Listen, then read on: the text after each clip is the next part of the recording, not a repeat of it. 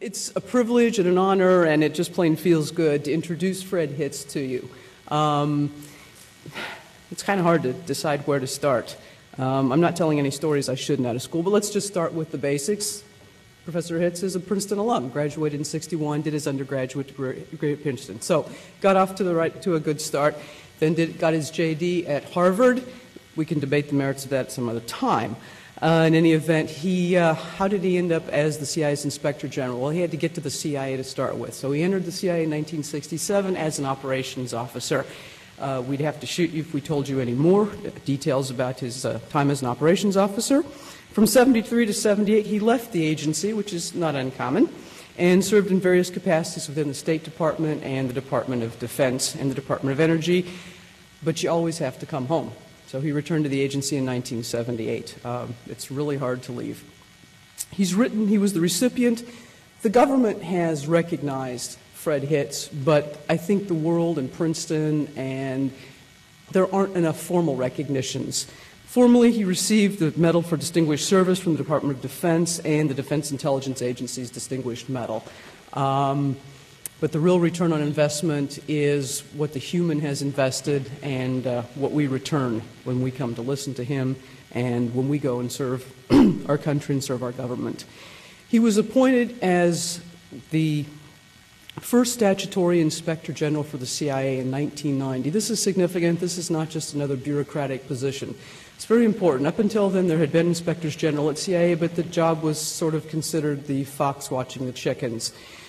Professor Hitz's job at this point was to establish the independence of the role of the Inspector General at CIA, and he did it. There is no doubt about it, and had probably one of the most challenging situations put on his plate, which was to carry out the investigation of Aldrich Ames.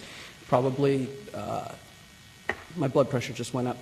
As far as a spy and a turncoat who betrayed his country and spied for the Soviet Union from 1985 to 1994. And Professor Hitz carried out that investigation, as well as allegations of the CIA being involved in cocaine trafficking and some other rather ugly things.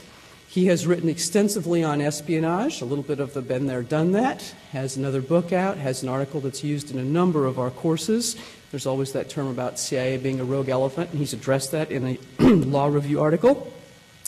He then came home again and returned to Princeton. He was a lecturer of public and international affairs here for either 6 or 7 years, beginning in about 1997, 1998, and contemporaneously worked at UVA Law. I don't know how he did it. He is more than a government official. He's more than a former spy. He's more than a professor. He's a professional. He's a colleague, and he continued to serve his country after he left the agency by being at the Woodrow Wilson School, by being always accessible, and any student in this room who studied with him knows how accessible he was, how supportive he was, and the fact was he never hesitated to be honest, candid, and encourage students to go into public service, the mission of the Woodrow Wilson School. He was fundamental in the establishment of our Students in the Nation Service program, which I think is invaluable. He is admired for his candor. It was my privilege to serve with him, to benefit from his support, his encouragement, his wisdom, having been the first CIA officer here on the faculty. I felt like a voice crying in the wilderness, but Fred was always there when I needed a voice from home and someone to talk to. This book gives you a true appreciation of the espionage business from a straightforward point of view, then, during the Cold War, and now. I don't want to say an easy read, that it's simplistic. It's simply so well read, so well written, that you turn the pages and you get the story, and you should actually get it. Remember, it was written by a practitioner, a scholar, and a friend. Please welcome Fred Hitz.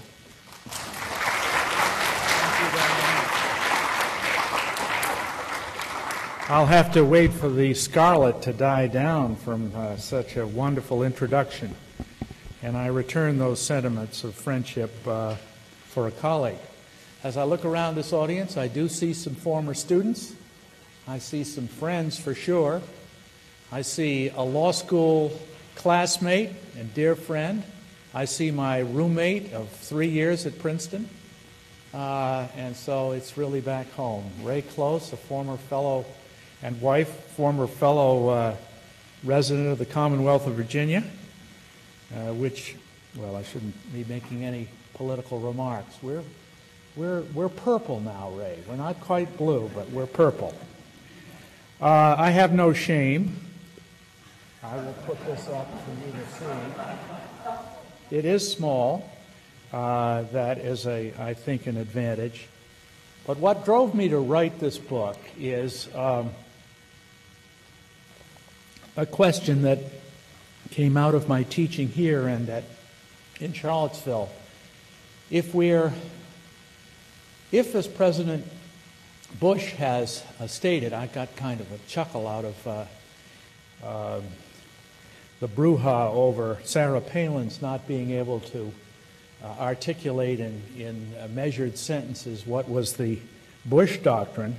I certainly think that coming out of 9/11, one of the Bush doctrines with which I'm familiar is that the U.S. government in all of its arms, but especially law enforcement, the FBI and CIA and the Department of Justice have been charged to prevent or preempt any future 9/11 kind of catastrophe. And that's where I want to begin as far as the CIA mission is concerned. It's hard enough to think in law enforcement terms of catching the criminal before he's actually fired the shot or broken the window, but it's equally difficult to think about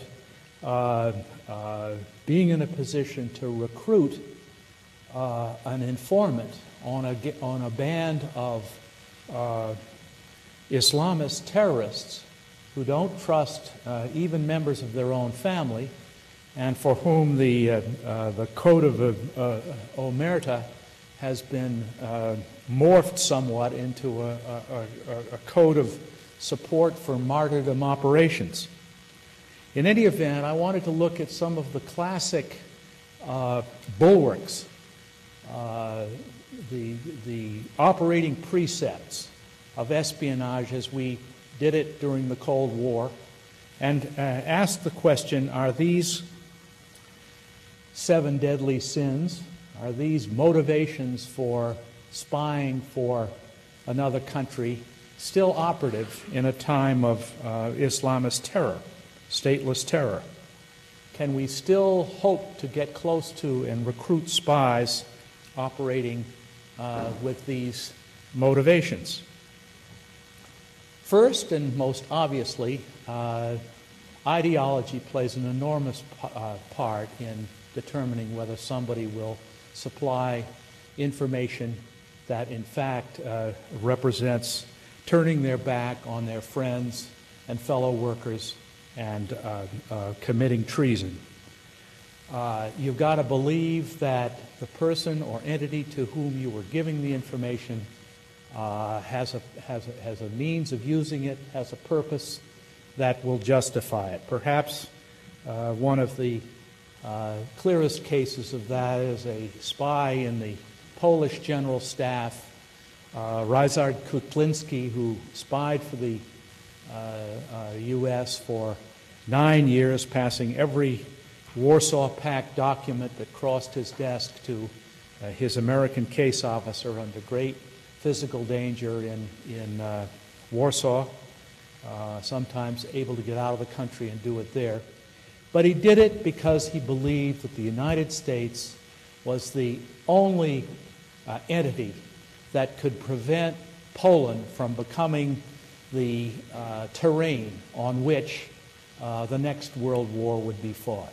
That it would be in Poland that as the Soviets broke out of Russia, they would have to cross and would have to fight if they chose to take on the NATO alliance. And he thought the Russians had never paid any attention to Polish sovereignty and Polish sensibilities, and he wanted to stop that. Secondly, money, treasure, compensation of some kind. And it's almost, it's very important to realize it isn't just specie, although both money and in the case of the 2 spies that the Russians recruited, one in the FBI, Robert Hansen, one in CIA that Diane mentioned, Aldrich Ames, were in large part motivated by money.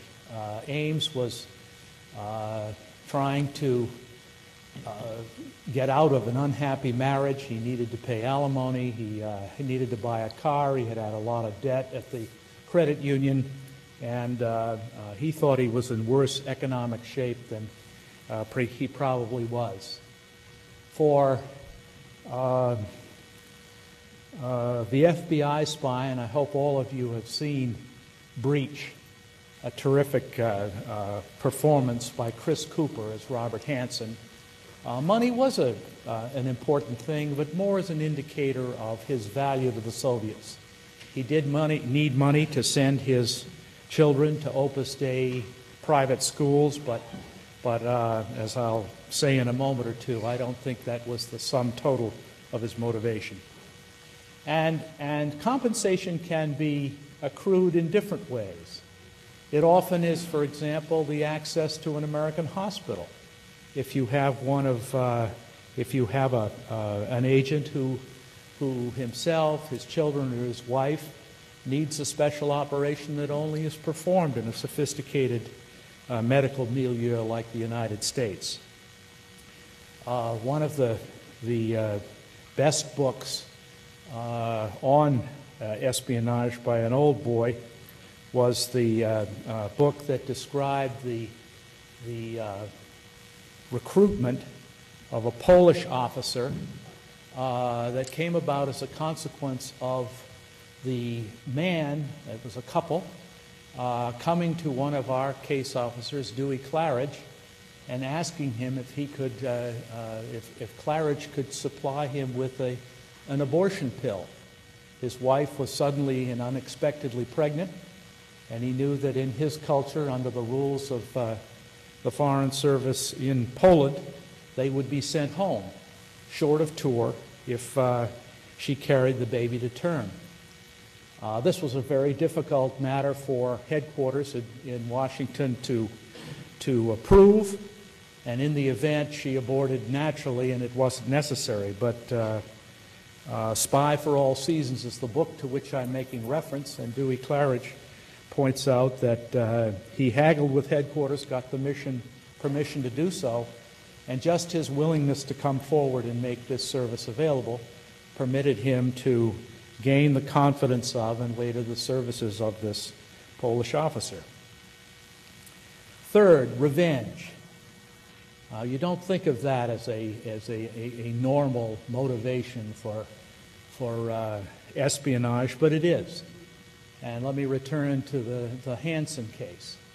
I think Hansen never got over the fact that the Bureau didn't really admire him. He wasn't a street agent. He wasn't one of the crime buster kinds of persons that, since J. Edgar Hoover's time, have been held up as the typical successful FBI officer. He was a backroom boy. He was bright as blazes. He was particularly competent in information technology, but he wasn't one of the guys. And in his own way, he resented it deeply.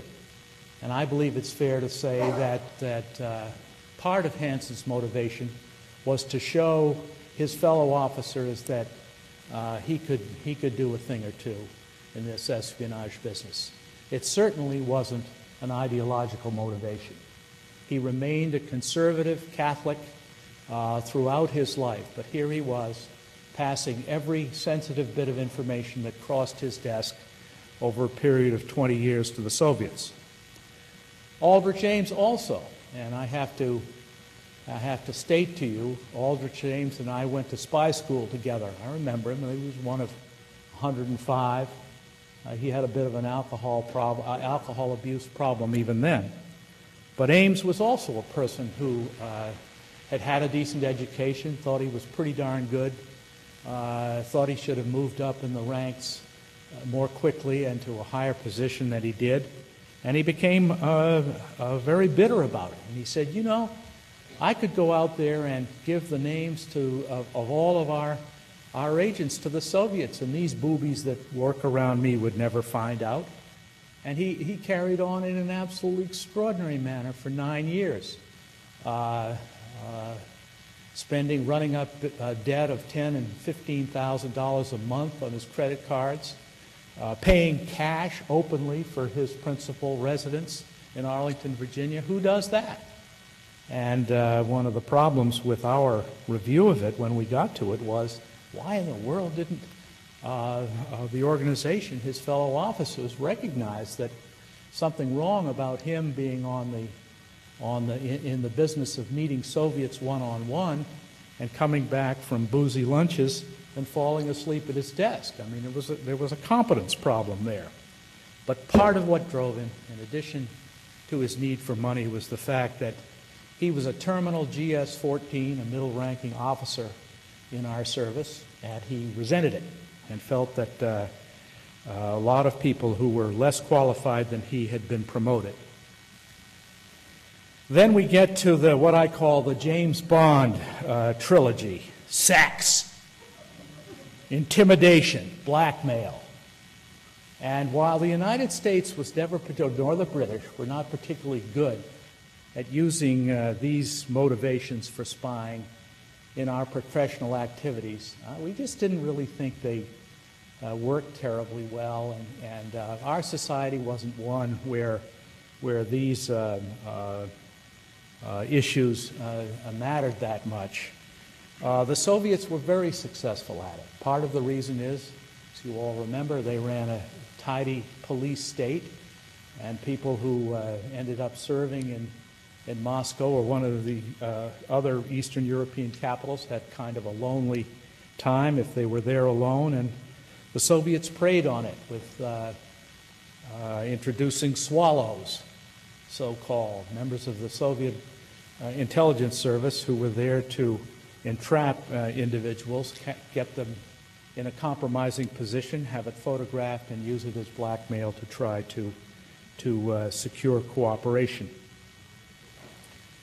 Funnily enough, friendship is a major reason for going over to the other side. And where it operates most particularly, or did in our service, was you might be cooperating with an intelligence officer from another service in a foreign capital somewhere, and over a long period of time you might have been doing business with this individual, and you befriended them. They began to think that being an American citizen, you had special advantages, and they came to admire you, and one day they might slip you a piece of paper that was beyond their brief, which was beyond the agreement that they had in taking you into their confidence. And a relationship developed from that bit of business. The classic case, I think, was the case of the spy who was absolutely critical to the United States in helping President Kennedy develop a full picture of Khrushchev's state of mind when he authorized the sending of missiles to Cuba. And this was one of those situations where ex-ambassador Llewellyn Thompson, who had served in the Soviet Union and who had had as much face time with Khrushchev as any foreign representative, saw the emotional makeup of his character, the impulsiveness, and was able to say that Khrushchev may well have done this beyond the brief that he had or beyond the permissions he had from the Politburo. Well, our spy, Oleg Penkovsky, the spy whom we shared with the British, also made that point. Had a very tight relationship with senior members of the Presidium, and could report to us, and did, that Khrushchev was way beyond what the military and the other leaders of the Communist Party thought was wise. And Kennedy, as he began to reach around for another option than just bombing them into the Stone Age, said, maybe if I push him hard, he'll pull back, especially if we can sweeten the offer. Penkovsky, which is the whole point of my story, came into our hands because he had formed a very close relationship with a U.S. Army colonel who had been the military attaché in Ankara, in Turkey, in 1955 when Penkovsky held that job for the Russian military intelligence service. And he became an enormous admirer of this, Charles Peake McLean. So, friendship counts. We have seen, especially in the context of the Chinese and how they operate against us, their willingness to approach our people on the basis of ethnic solidarity, to approach other Chinese in hopes that they will share the same pride at what the People's Republic has accomplished as they do, and thinking they might be potential recruits. Frankly, I think that was the only feeling that drove the investigation of Wen Ho Lee, the Los Alamos scientist several years ago, who was accused of having given the Chinese the picture of the new nuclear weapon. But it is true that they make use of that. Also, Ana Montez, a Puerto Rican whose brother was in the United States Army, whose father had been in the military, was a spy for Cuba, because she came to believe that the United States loaded too much up on Cuba as an irritant in this hemisphere, and came to feel that we were wrong on this. Ethnic solidarity means something. What we probably are looking at in this time of Islamist terrorism is maybe a feeling on the part of some in the Middle East that this Muslim sharing of religious principles might be a good device. In any event, that's out there. And finally, what I call the game for the game. I've taught for many years now, started here at Princeton, a course comparing the spy novel to the real thing. And of course, my first book is Kim, Kipling's Kim. And there you have the perfect case of the individual, the spy who loved the game, who loved to run from housetop to housetop in the hot dark, listening to the sounds of the music below and being part of the intrigue of it all. And it sounds corny, but there's a lot of Walter Mitty in many of the spies that have had extraordinary careers. You only have to read, for example, some of the letters that Robert Hansen wrote to the Soviets that were introduced by affidavit in the court proceeding, judicial proceeding against him, to realize that he had a life of the mind that sort of idealized what he was doing, and he liked the notion of being giving away secrets. He was the least probable person to do so. Chris Cooper captured that, if you'll remember, in the movie. Remember, it was Hansen who had been picked by the FBI to conduct the mole hunt in the Bureau. It was Hansen that had the job of finding himself. And he kind of found that amusing. Okay, there I've set the backdrop for you. Are any of these motivations, any of these weaknesses on the parts of other people still a factor in the kind of espionage that the President wants us to conduct to preempt and prevent a future 9/11? The answer is there may well be. But we'll never know unless we can find a way to get close to the people who could give us that information. And certainly we know that 9/11 suffered.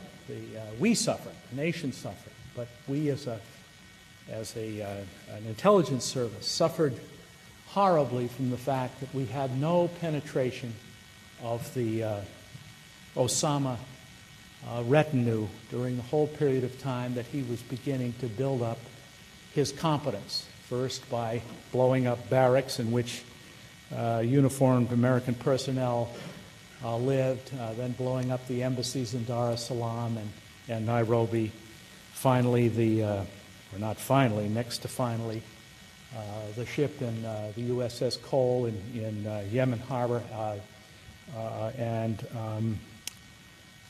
this whole question of lack of sources from within that movement, complicated further by the fact that as we prepared to go, as our administration, our government prepared to go to war in Iraq, we had a similar difficulty in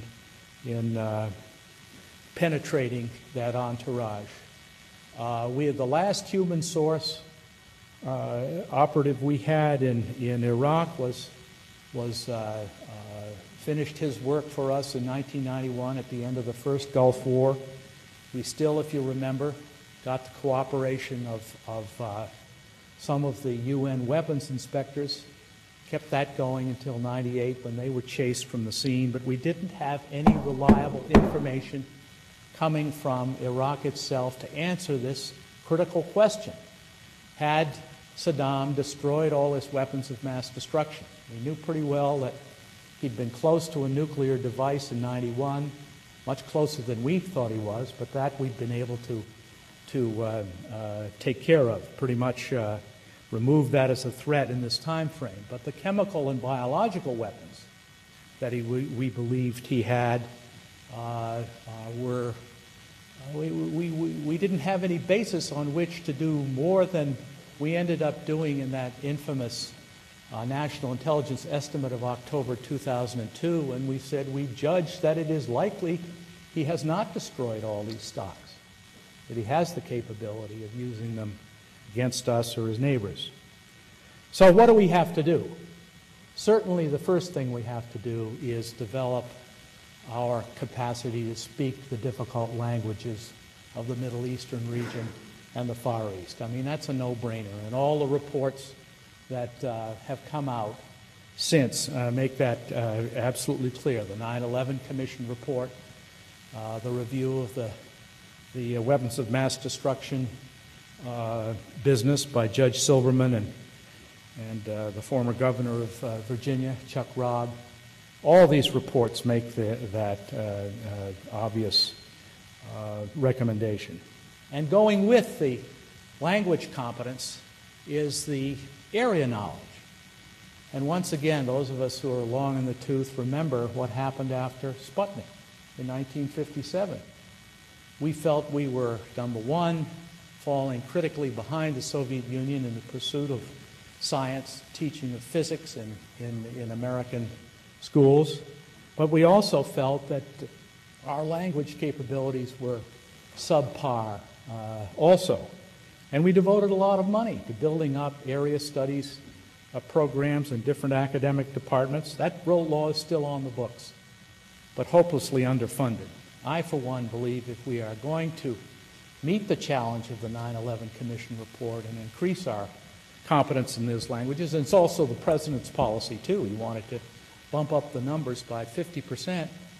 We're going to have to do it the old-fashioned way, American way. We're going to have to bribe people. We're going to have a stipend out there that recognizes how difficult it is to learn these languages and what kind of discipline and commitment that requires. Secondly, and also obviously, why we didn't have penetrations of these two entities, Saddam's close-in leadership group and Osama's close band, we need the access, and we're not going to get it from the traditional ways that we used to spy, traditional platforms. which used to be American official installations, bases, embassies. We're not going to meet the person on the fringes of a terrorist activity at an embassy cocktail party. And therefore, we're going to have to use what's called non-official cover, in the way of America always abbreviating everything they're called NOCs. And there was a lot of difficulty several years ago, you'll remember, when Valerie Plame, who was a very competent non-official cover officer, was outed in the course of a typical Washington food fight. And you think we're going to be able to recruit first-class applicants from Princeton University or the University of Virginia if they know that even their own government isn't in a position to protect their identities, throws away the information at the time that, in a time when some scandal brews in Washington? So we've got a lot to do there to really systematically figure out the best way to put ourselves in a position to approach people who know something about this terrorist activity. Don't make the assumption that it's the American case officer, the American agent in the field, who's going to be the operating figure in a jihadist terrorist organization. It isn't going to be that way. What we've got to do is find people who know something about these groups, who may themselves be serving, who may have an Uncle Charlie that is. We're just the go-between. And thirdly, and I think we're coming to this realization, we need to overcome our recent reputation for go-it-alone arrogance and disregard for legal norms, human rights norms, and the constraints of international law. I've spent a lot of time in the last year or so involving myself in the Arar case. I'm going back to Ottawa in a month's time to participate in a panel, and I'm going to get the top lawyer on the remarkable group of individuals that Mr. Justice O'Connor of the Ontario Court assembled to write a 4-volume report on that case. I don't know how many of you had an opportunity to hear Mr. Arar testify last fall before the House of Representatives, but it was a devastating performance. He's a clean-cut intelligence technology professional who was, if you remember, taken off an aircraft at Kennedy because he had been placed on the watch list as Al-Qaeda due to bum information that we got from the Canadians about his associates in Toronto. And we took him off. He was on his way back to Quebec after a family vacation. And we called the Canadians and we said, are you still of the view that Maher Arar is a terrorist? They said they were. If we allow him to continue to his destination, can you hold him? No, we cannot, but we can surveil him. Boom, the phone goes dead. No further conversation between the U.S. officials and the Canadian government. No communication between Arar and a lawyer. A week, 10 days later, Arar is put on a private plane, taken to Amman, Jordan, and then transferred by automobile to Syria, Damascus. There he's given over to the Syrian intelligence service, who put him in a cell the size of a coffin and beat him with an electric cable repeatedly for the next 9 months. They fairly quickly concluded that he wasn't Al-Qaeda. But the sad part about this is, because we had failed to consult with the Canadians, and this was a first impression kind of case, we were not in a position to listen to the arguments back and forth about what should be done.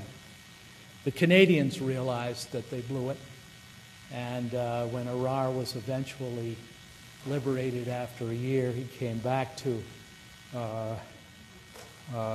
Quebec and received a $10 million settlement from the government. The United States has never taken Arar off the watch list. We still consider him to be al-Qaeda, which the Arar report, all 4 volumes of it, pointed out was not the case. Now, this is the relationship that we have undercut with a country that shares an unbelievably long border with us. I was in Canada a year and a half ago. I knew some of the people in the RCMP and other places where we counted upon for help in matters of this kind. To say that there was a frosty attitude towards this is an understatement. And so we've got to find a way to end this business of extraordinary rendition.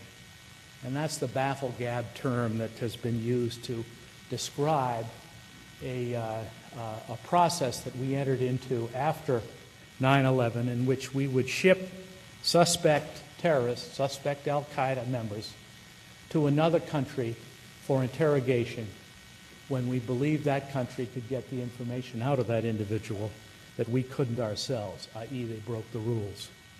And Syria, of course, has been on the State Department list for a good many years. We also have to recognize that how we are working, where we're working, the circumstances under which we are chasing these terrorists has totally changed from the standpoint of how they organize themselves. The old nation-state idea doesn't work when you're talking about an Afghanistan.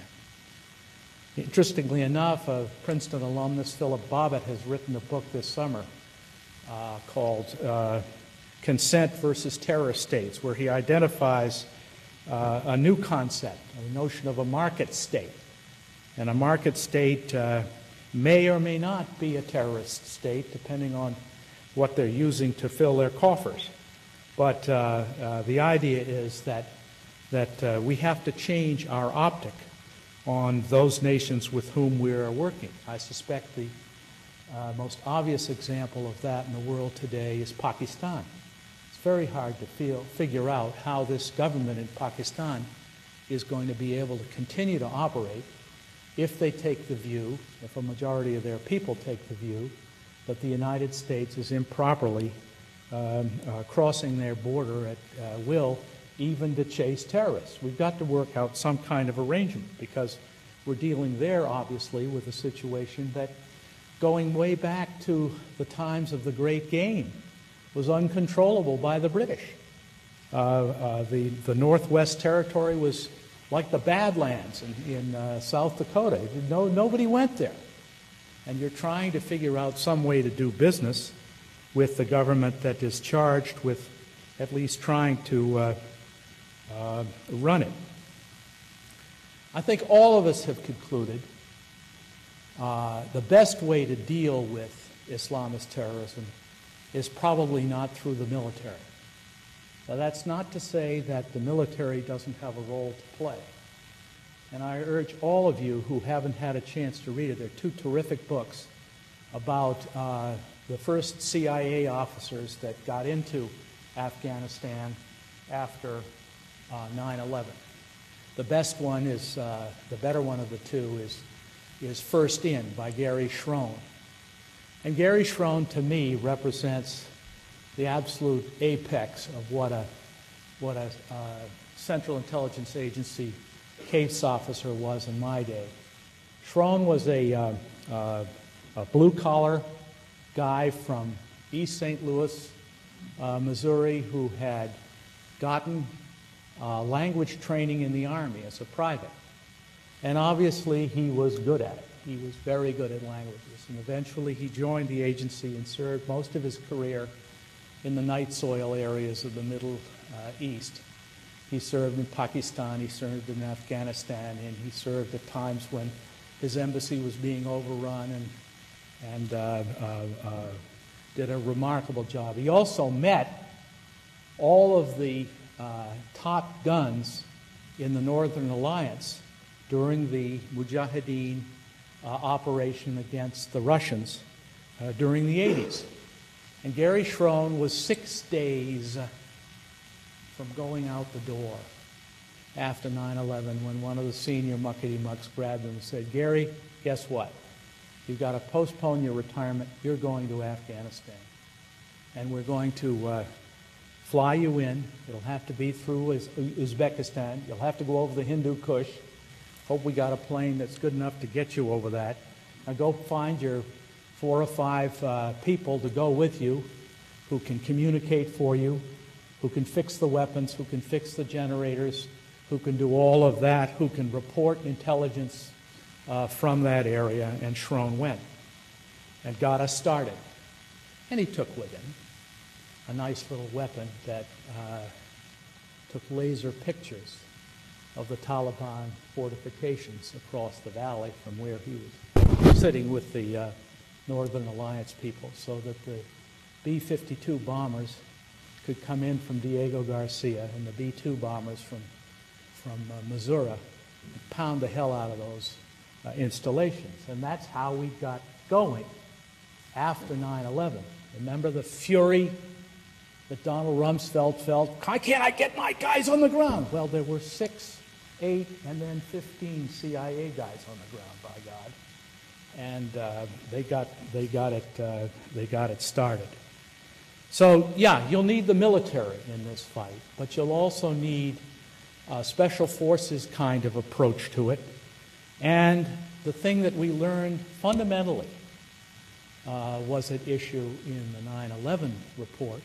How many of you had a chance to read that report? Best $10 you could spend in a bookstore that I'm aware of. You'll remember there, one of their strongest recommendations is that we had to build an information sharing environment among the organizations with responsibility for tracking terrorism. And that clearly did not exist, or did not exist to the degree that they had a right to expect, and our people have a right to expect these days. Why? Because CIA officers, intelligence officers, are raised on the twin formula of compartmentation and maintaining discipline about secrets. Need to know. Likewise, law enforcement, the Bureau, are in the business of investigating federal crimes. When they obtain information that may be used in a criminal proceeding, their prosecutor, their United States attorney, doesn't want that information shared with another organization. So we're dealing with the habits of a lifetime that have to change, but they do have to change. Don't forget the central finding of the 9/11 Commission report. They found that the United States was not set up to deal with a terrorist act devised by foreigners, in this case in Hamburg and Madrid, but due for execution in the United States. The division of responsibilities dating from 1947 stood against it.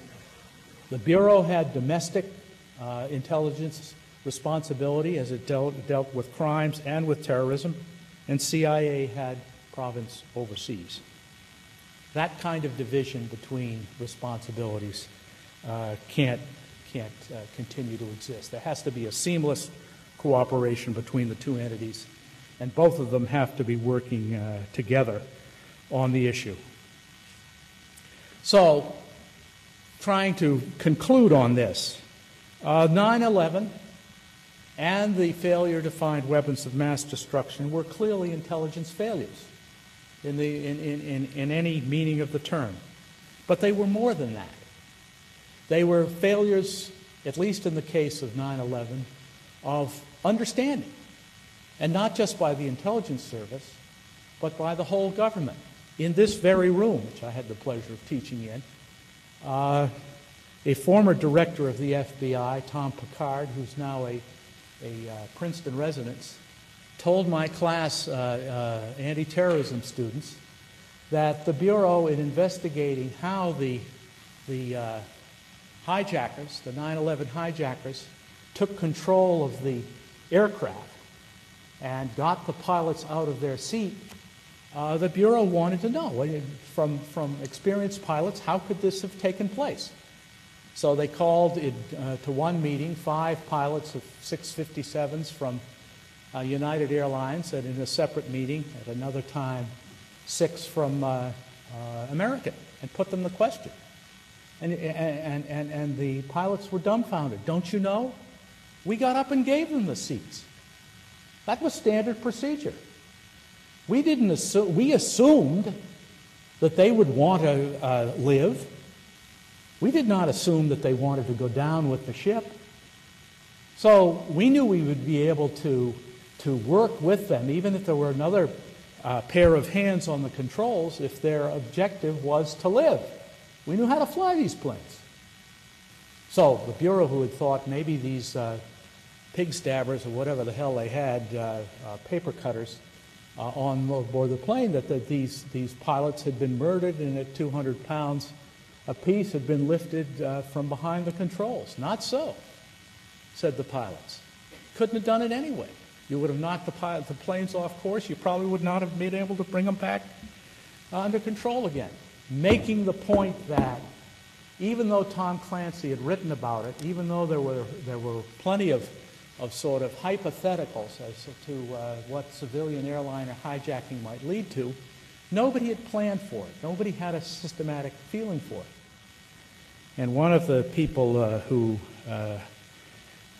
puts pen to paper that I like to read from time to time when I have any agreement with him at all is this incredibly brilliant judge in Chicago named Richard Posner. He's the chief judge of the Court of Appeals out there. And he feels that he's not busy enough that he can't write 2 books a year. And every once in a while he reels one off. And he wrote a terrific book a couple of years ago, which I use in all my courses, saying, surprises happen. Guess what? They've happened before, they'll happen again. Don't forget Pearl Harbor. Don't forget the situation where if you don't have an imprint, if you don't have a template of something that might have happened before, you don't have the same kind of familiarization of what may happen that would allow you necessarily to prevent it. Not excusing the intelligence organization's failure to detect 9/11. There were a number of cases, you're all familiar with them, the failure to get the information about 2 of the hijackers to the Immigration and Naturalization Service so that they couldn't be admitted into the country, the failure to take seriously the report from the FBI agent in the Southwest that there seemed to be a hell of a lot of Arab pilots out there learning to fly jet aircraft for the number of jobs that there were likely to be. But there was much more to it than just missing the signals. On the WMD thing, it was a breakdown in analytical tradecraft that I think was embarrassing to the organization itself. What was wrong there was the assumptions they had, as I said, dated back to 98 and probably to 91. And the language they used in the report is, we judge that. They were much too confirmatory about their conclusions that there were chemical and biological weapons still in Saddam's hand for the evidence that they based that on. But what I'm saying is, you're dealing with 2 programmatic problems, at least 2, that are solved by getting better personnel, better trained to do these things, not ones that, in my judgment, require complete reworking of the mechanics of how intelligence is collected and analyzed and disseminated in Washington. I'm not a great believer that the idea of a director of national intelligence and a 1,000-person bureaucracy to support him, that costing millions to the taxpayer every year, is the answer. It's a layering that doesn't add anything to the bottom line. We just should have made the director of central intelligence, in fact, what his title seemed to suggest he might be. Now let me finish with a little data. The Director of Central Intelligence at the time that Richard Helms's papers were being transferred to Georgetown University last spring made some very interesting points, I thought. He said that last year, 130,000 Americans completed applications for employment at CIA. I'm not talking a trip to the website and a couple of questions about this and that. Completed applications. And Diane and I have filled out those applications. That's not something you do in a moment's break from a football game. It takes forever. But that is an enormous number of people and a very heart-warming, I think, kind of response to 9/11. The point is, it's the patriotic lemonade seller in Lower Manhattan who probably doesn't have the skills we need to fulfill that job, and so a lot of the interaction with the public is through the agency website. I wish all of us who wish the agency well, wish that were not so, but it is. All right, 130,000 completed applications, yet 50% of the CIA's on-board strength is new since 9/11. And 50% of the analysts have been on their current assignment for 2 years or less. So what we're dealing with, at least in part, in trying to revitalize CIA for this preventive and preemptive mission, is that the organization has suffered an enormous experience drain since the end of the Cold War. And we're beginning to turn that around, but only beginning. Diane kindly sent me a publication from the Office of Director of National Intelligence that fortunately I had also seen at work, and that was that 27% of the intelligence community strength is provided by contractors now. I'm right on that, aren't I, Diane, on the quote? Seems to me that's an enormous number. It seemed that way to the Director of National Intelligence also, and to the congressional overseers. In other words, if we were caught with our pants down, as we clearly were in 9/11, you can understand for a year or two until we were beginning to build up strength, we might have to take help from retirees, call them back, and that sort of thing. But to devote that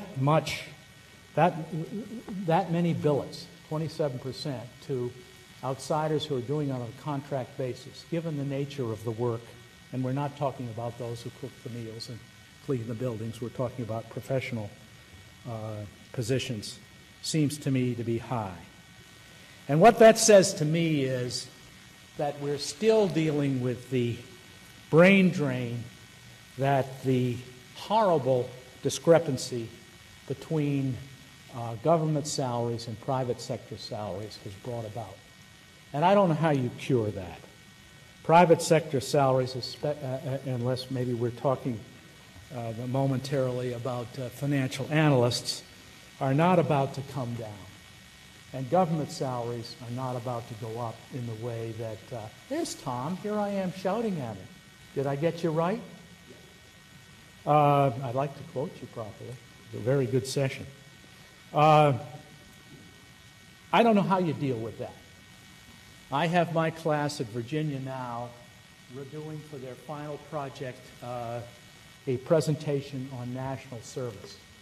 And I hope, I've read the good things that both Senator McCain and Senator Obama have said about national service, but of course, where it dies or has always died is in the doing. The money it costs to set it up, the, quote, bureaucracy, end quote, that it would take. I, for one, having been teaching extraordinary young people for over 10 years, believe that national service would be a remarkable opportunity for them. And if we could find at the same time a way to stuff their pay envelope with dough so they could go to college or for advanced training afterwards. I think every 18-year-old ought to give us 2 years. General Marshall thought so too. In 1939, when he saw the gleam in the eye of Franklin Roosevelt and knew it was about a matter of time before we'd go in beside the British in that war, looked out at an onboard Army strength of 35,000 people. This is a military that, you'll remember, grew to over 1.5 million. 35,000 people wasn't going to get us much. And he came up with the notion of a National Service Corps, which he drew as much from his experience in Appalachia and at the extraordinary work that the Works Progress Administration had done, and knew that it would bring back some civic, it would take advantage of America's civic virtue that it had demonstrated at that time, but he never got anywhere with it. And funnily enough, in 1951, when he became Secretary of Defense, he tried to mount that fight again. And this was at the time of the Korean War, where we needed to reverse the drawing down of American military personnel that had followed World War II. And once again, the Congress wouldn't go on with it. Well, now, admittedly, those were for military assignments. My view of national service is it has to be the military, but it also has to be the Peace Corps, Teach for America, inner city hospitals, the whole kit and caboodle. What are we going to do in the meantime? How are our officials in the CIA and elsewhere and in the Bureau going to carry on the global war on terror if our stocks of trained personnel are diminished? Obviously, in the short term, we're going to have to rely on our friends and liaison partners. But we've learned from our experience in the 80s with the Pakistan Intelligence Service that there's no substitute for being at the table yourself. You can't really get the full bit of information being passed if you're getting it through conduits, no matter how much in line with your own thinking. I think we're moving towards a situation where the United States is recognizing, I don't know how many have had a chance to read Fareed Zakaria's new book. It's no great, it wouldn't be of any surprise to you, but it makes the point, yes, America's position in the world is diminishing. It's not all about us anymore. But at the same time, we're still the big enchilada, and we will still have an enormous role to play. We shouldn't get so upset if we have to share that responsibility with others. I'm hoping that the Congress will do its job and support the intelligence agencies in their mission, and ride herd on them when they don't. And I'm hoping that the next administration will take another hard look at the Director of National Intelligence and the layering that's taken place, and find some way to either modify it or make it more effective so that the intelligence agencies can fulfill that mission. So thank you for your attention, and I welcome your questions.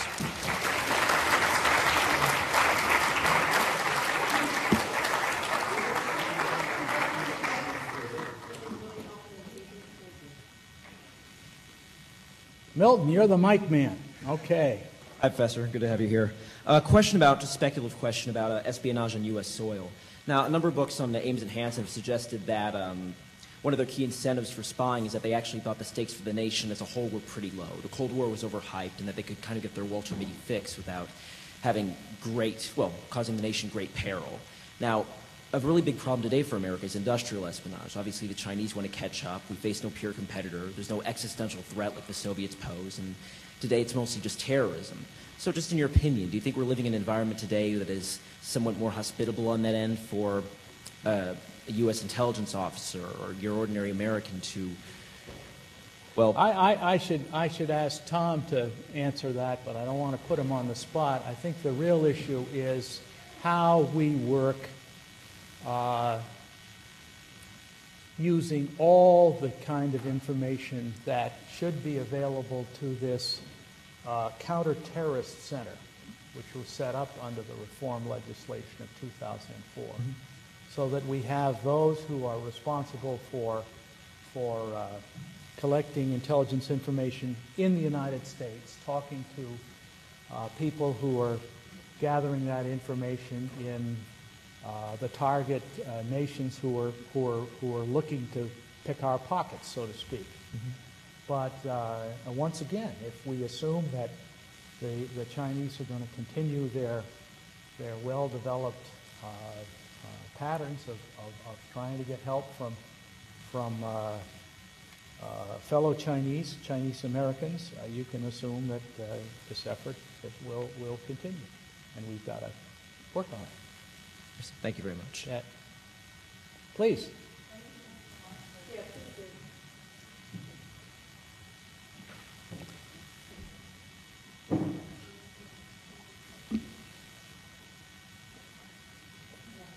It's all right. Thank you for speaking with us today. My question is about the what do you think about the different intelligence organizations that have come out of a bunch of different agencies? I think there's something, I don't know the exact number, something like 14 different intelligence organizations. Yeah, the DIA, 16 in the United States intelligence community. Do you think that that is beneficial? How? No, and you or don't problematic, and why? And how can that be fixed or centralized more? It's a good question, and it wouldn't have happened that way if history hadn't unfolded the way it did. It happened by dribs and drabs. It wasn't in the mind of one central genius planning the best way to perform the intelligence function. It's true that there's the potential for a lot of overlap, which we can't afford. There's potential for a lot of turf guarding, which we don't want to see. There's potential for a lot of information to slip through cracks because there's so many people involved in it. And remember, that's the reason that the Director of National Intelligence was created. Remember, he was supposed to be the supervising physician, and he was the one that was going to bring together all the work of these specialists who were ordering tests here and tests there, and he was going to pull it all together and tell us what it meant. I would hope that there are possibilities of either combining some of these functions or even eliminating them, but I haven't got much confidence because the one thing that the reform bill did not do was give the Director of National Intelligence full domain over those 16 agencies, full dominion over those 16 agencies. He has it sort of in the public mind, but the Secretary of Defense still has principal supervisory and operational control over those agencies that are called defense intelligence agencies, and of that 16, there are a number. So maybe that's one way. If you didn't make the director's job, the Director of National Intelligence, his job too burdensome, you could get the SecDef out of that position. He's busy enough doing other things. And I thought it might happen with Secretary Gates, who was a very, very good intelligence officer before he put on combat boots. Diane? Since you and I made the trip between the agency and academia a couple of times, do you have any comments on the role that's modified or enhanced that academia might play in intelligence going forward? Who might play? Academia. Well, I think part of what's going on, I try to hit a little bit of it in the book. It's a mistake to think that all intelligence information is clandestinely acquired and needs to be protected with all these stamps. In fact, the amount of information that's out there in the public domain, especially in a world united by the internet and the web, is nuts. And one of the things I think I remember reading was that the Director of National Intelligence had instructed his analysts to make sure that they are out looking for the treatises and the papers that are being developed at colleges and universities that bear on the issues that we're trying to follow. In other words, if we stovepipe ourselves out of interchange with academics, people who can travel to a number of these areas, for example, it's a great mistake. But I suspect, like everything else, that's one of the things that is going to take a little time to get used to the fact that there's an open source function here that may be terribly important. So I think there's plenty of role for academics. Sir, I like your hat. Oh, I didn't say that. Would you just spend a few seconds to talk about your vision of the national services and the ability to do that? Well, if you're talking about the national service idea, I'm responding, I think, from my recent 10 years of involvement teaching perfectly extraordinary young people. And I think a lot of them are missing out on an opportunity to understand more about the country that they live in. They really don't have to. If they don't want to, they don't have to come out of their bubble. Many of them do. They get into this business of preparing for the university that they want to go to at age 9, and it, builds and builds and builds, and then they look for the next step and the next step. In the old days, we had some levelers. We had a draft. We had compulsory military service. We had other ways in which you really did understand all of the flavors of the rainbow in our country. I'm hoping that both in accomplishing a number of jobs that need to be done, we all know, we who travel or get around, how much the infrastructure of the United States needs help.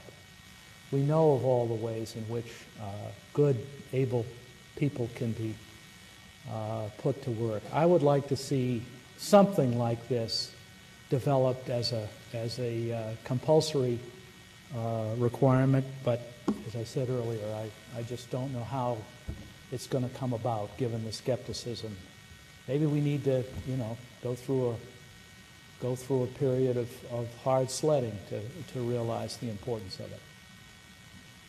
If the rest of the group will forgive me, I just have one other question. How would you rate the Chinese intelligence services and the Indian intelligence services versus the U.S. intelligence services? Well, I have to preface this by saying I'm, since 1998, out of the business, over 15 years. No, what am I talking about? 10 years.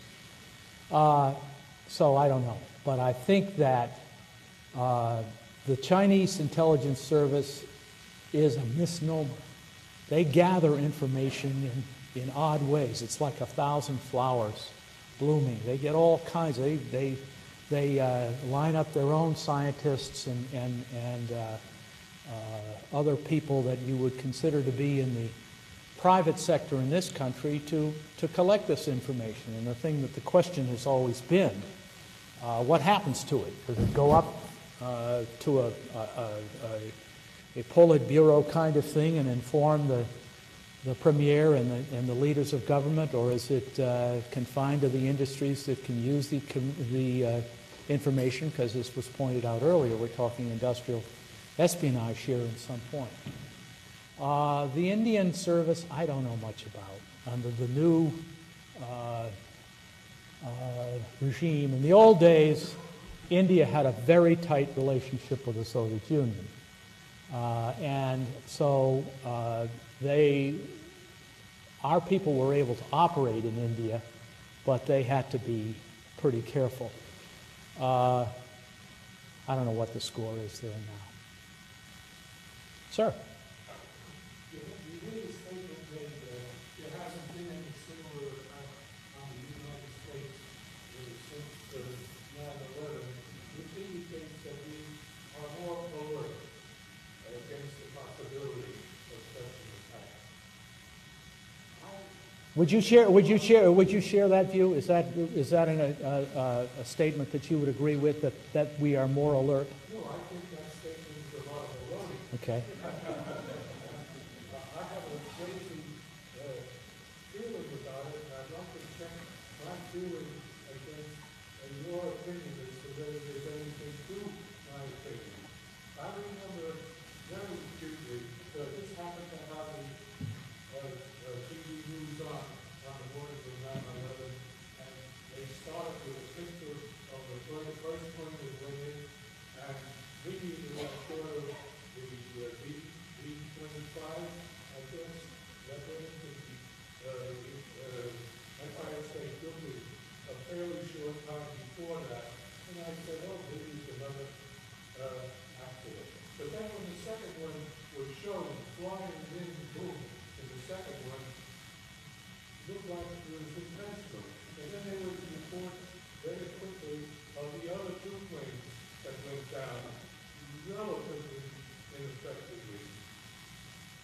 And my impression, it's a theory that I want to check out with you, that there was this group of the big leaders of Al-Qaeda sitting around the table and watching the news bulletins coming in, and they, as well as we, were aware of previous successful attacks, and this was much better, and boy, they were gloating and saying, boy, you really have done something better. And then, when the two towers started falling down, that they were as completely surprised as we were that it happened, and they said to themselves, oh boy, this is really going to upset the apple cart, and that is the reason why there haven't been any attacks against the United States on the United States territory since 9/11. Now, it's just a feeling on my part, and I'd like to ask if you have any such feeling, or if you maybe even heard of other people having any information that would support such feelings, that the quietness since 9/11 against the United States directly has been voluntary and intentional on the part of the Al-Qaeda leadership. Well, let's be fair, and I think your suppositions are Crazy. no, they're not. There's some wonderful elements there. I think we have, in part, been responsible for the fact that there hasn't been another attack on the United States, for just the reason that you stated. We're more alert to it. All the things that we were talking about. I used to ride New Jersey Transit. You probably do too. After the attack, I had, and I used it with my students, I had this conception of the perfect scheme. Somebody flies into Newark, gets on the air train, gets on the New Jersey Transit, puts a big bomb in the top rack, gets off at Newark Penn Station, boom, sets it for 15 minutes, and they're in the tunnel, kabam. Well, now I see on the New Jersey Transit a little sign that says if somebody leaves something and you can't identify, do something about it. Tell somebody. That to me is progress. So I was coming up here this morning. The first thing that the stewardess did as we began to pull up the ramp was lock the door to the cockpit. Nobody was going to go into that cockpit again. These are important things. But I'm sure we have, through intelligence, the Bureau, the agency, and others have picked up information about plots, and I'm not talking just about those wannabes in Florida, but some real live groups too. I think that Osama was as astonished at those buildings coming down, just as you point out, as you have said.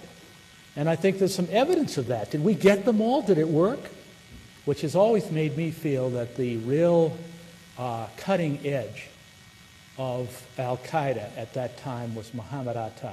Remember, he was the guy that kept the others in line. He made some mistakes. He asked about crop dusters. He had a couple of speeding tickets. And he had to deal with a couple of the muscle hijackers that wanted to go home and see if Aunt Minnie had a cold. But by and large, they kept good operational security, and he ran a tight ship. And remember his background. This is the thing. One of the very ablest members of our faculty, Alan Kruger, has written from the beginning, when there was a supposition that these hijackers in this group of suicide bombers might have come out of the camps, the desperate, the wretched of the earth. Not so. Muhammad Atta was a spoiled kid, apparently. According to his father, he spent too much time on his mother's knee. But he had a technical education. He was disaffected by what he saw in Hamburg and in Europe generally, and he became a person who was prepared to martyr himself. I don't think there are a lot of them out there. I don't think that Al-Qaeda is 10 feet tall. And maybe they will. There are a number of scholars who say they've gone horizontal, who say that it's not bin Laden anymore that you have to look at. You have to look at teams of thugs that are brought together over the internet and are going to operate as separate groups. And we all know that they have in our modern society the capability of building these improvised devices and doing these things that will cause unacceptable damage. But it's not like Hitler and a plot to rule the world. You say that we are running a tighter ship. I'm suggesting that the actual situation in Afghanistan is led into Iraq indicates that we are running a very, very sloppy ship. Well, I was thinking of it. They are taking advantage of the deficiencies Yeah. in the ship that we're running to do what they are doing now. And so far, they're winning. No, I was taking you on your point of domestic security and whether the United States has been able to protect the homeland. And I think we've done some things to take the more obvious threats off the table. But by opening up in Afghanistan and Iraq the way we did, in an inefficient, wrong way, we've given them the opportunity, so they take it. Well, I hope it won't be Tom.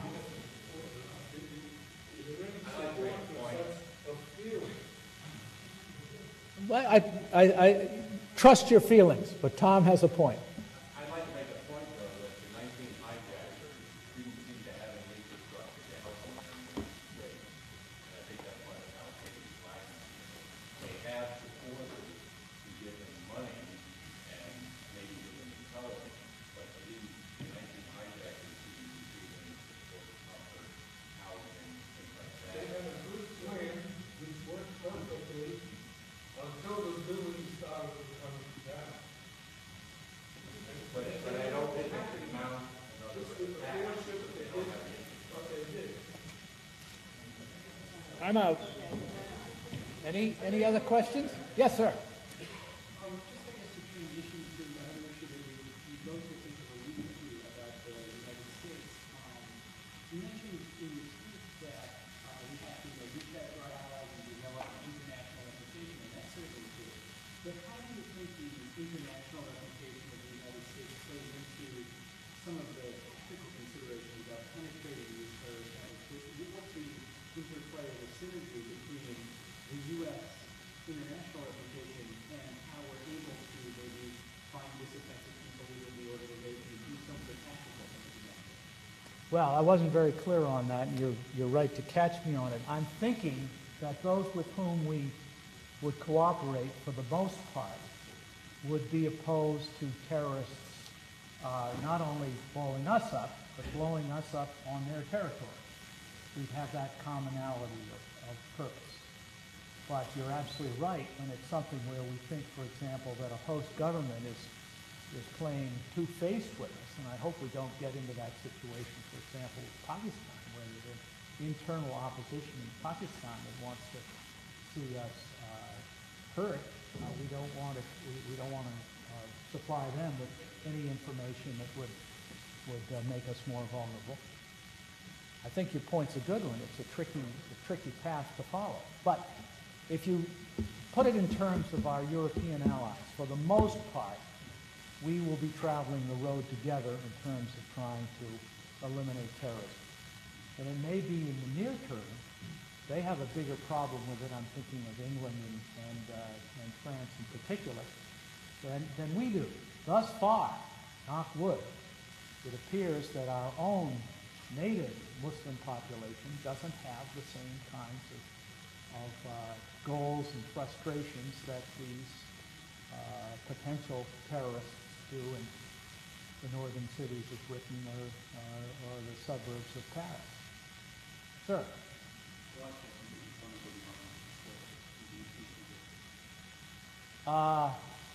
I'm not at all sure he's still alive. If you'll know, we always hear from Zawahiri. We don't really hear from Osama anymore. We may hear voices. We may hear composites of his voice pulled together. But I'm not sure he's alive. I'm not sure if he is alive, whether he's in great shape. And he was pretty sick when he went off from Tora Bora into that Badlands area. But as I say, some of the newest scholarship on this suggests that it's not an Al-Qaeda issue anymore. It's gone horizontal, and it may be smaller bands of people whom we haven't even heard of. Hi. Yes.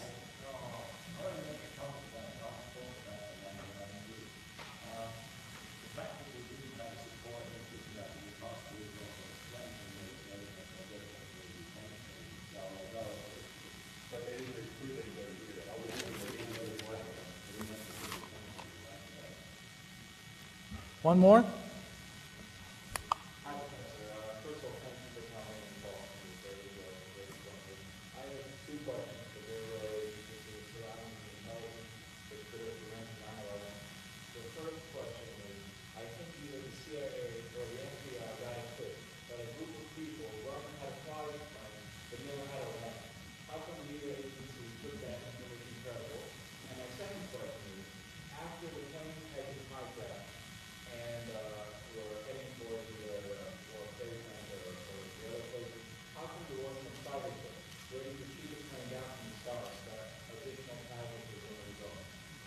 On your first question, the person who wanted to fly the plane but not to land it, that I think is partially apocryphal, but it does have substantiation. In fact, in the ramblings of Massawi, the Moroccan-born French citizen who was tried in Alexandria by a very strong female district judge who hung in there over a long period of trying to get the government to provide the information that she thought they should to convict him. But yes, he came to the attention of the managers of the school in Minneapolis where he was enrolled. He had plenty of money, and he had no perceptible skills as a pilot. He was kind of a couch potato,